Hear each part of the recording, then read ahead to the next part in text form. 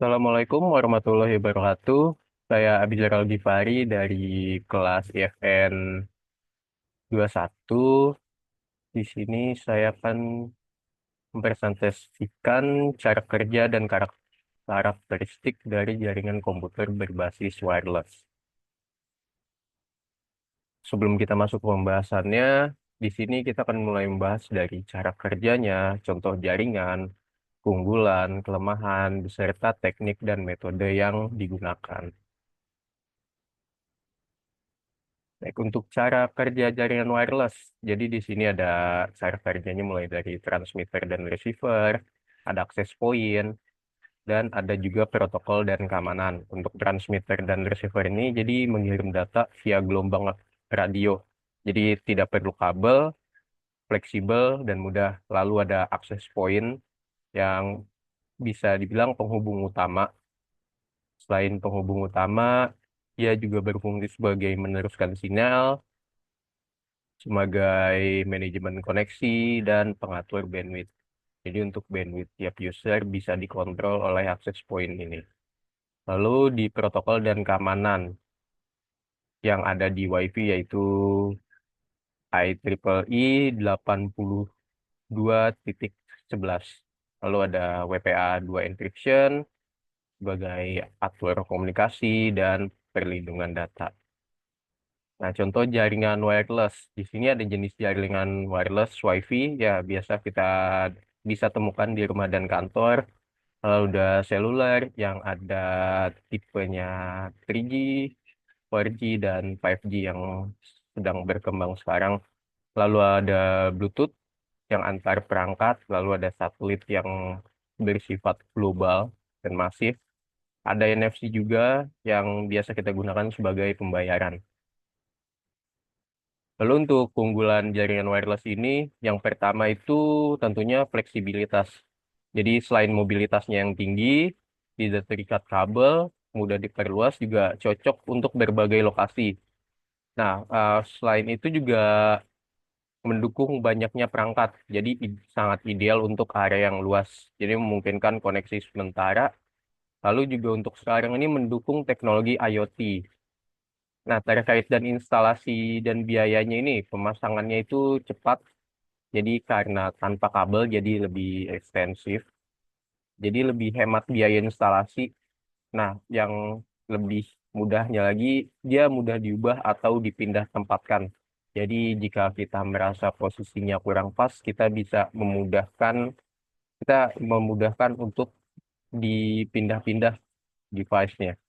Lalu untuk aksesibilitasnya itu akses di area luas, ideal untuk publik, jadi sangat cocok untuk ditempatkan di area-area publik.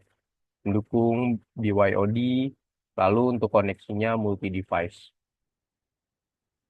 Nah, kelemahan jaringan wireless ini yang pertama itu di keamanan dan interferensinya. Jadi sangat rentan terhadap serangan, lalu juga akses yang tidak sah itu lebih mudah, interferensi dari perangkat lain, dan gangguan oleh hambatan fisik.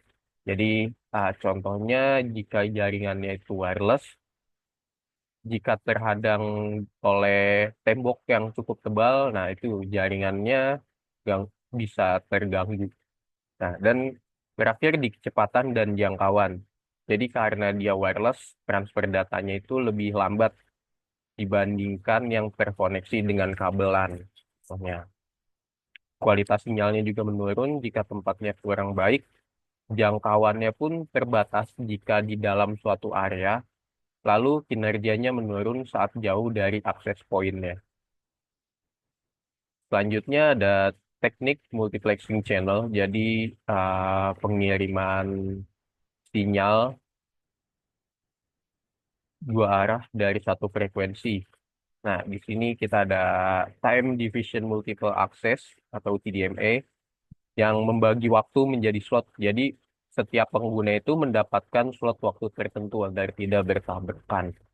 Lalu ada Frequency Division Multiple Access FDMA yang frekuensinya dibagi menjadi saluran yang berbeda. Jadi, tiap pengguna mendapatkan frekuensinya sendiri. Contoh itu biasanya kita temukan ada di WiFi ya. Itu frekuensinya bisa kita ubah di berbagai channel, karena kalau channelnya sama, dia bakalan bertabrakan, jadi saling tarik-menarik. Nah, itu yang membuatnya lambat. Jadi kita bisa menempatkan jaringan kita di frekuensi yang berbeda. Lalu ada network performance. Di sini ada throughput, latency, dan packet loss. Jadi throughput ini jumlah data yang berhasil ditransfer dalam waktu tertentu. Biasanya kita ukur dalam Mbps. Selain itu, throughput juga menjadi indikator kecepatan. Selanjutnya latensi. Nah, latensi ini itu waktu yang dibutuhkan data untuk perjalanan. Jadi diukur dalam milidetik. Nah, latensi ini sangat penting untuk real time. Jadi semakin kecil latensinya, maka semakin real time lah data yang ditransfer. Contohnya pada saat kegiatan live streaming. Nah, itu latensinya harus kecil. Lalu juga ada paket loss. Paket loss di sini adalah persentase paket data yang hilang. Jadi ini mempengaruhi juga untuk kualitas komunikasi. Paket loss ini sama seperti latensi, itu harus rendah. Kita masuk ke fungsi utama access point. Jadi fungsi utama access point itu sebagai penghubung dan penyebar sinyal.